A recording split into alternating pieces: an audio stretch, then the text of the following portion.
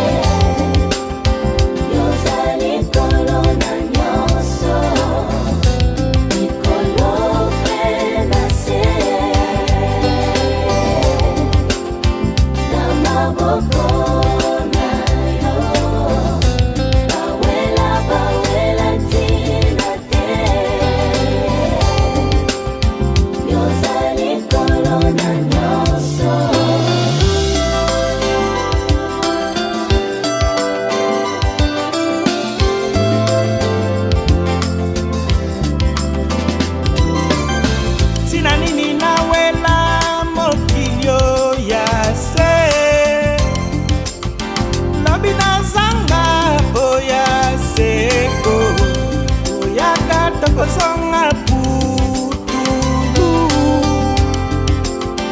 yozali kolo na nyonso likolo mpe na se na maboko na yo bawela ntina te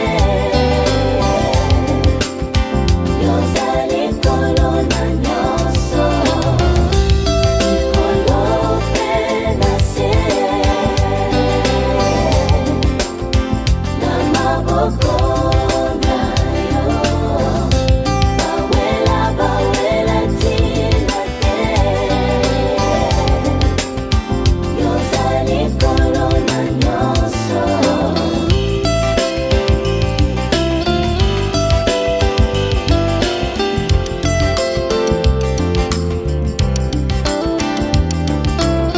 nyonso tokomona ekolekana kasi okotikala seko na seko. Oh Yahweh, yoza ya solo Nzambe. Oh yoza likolo ya nyonso.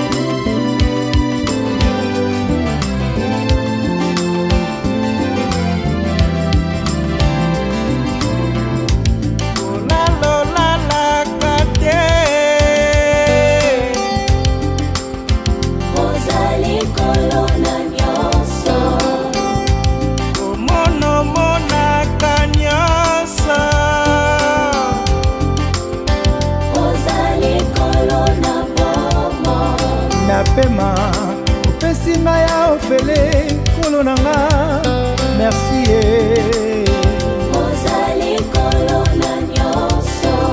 Napema opesi ngai ya ofele kolo na nga merci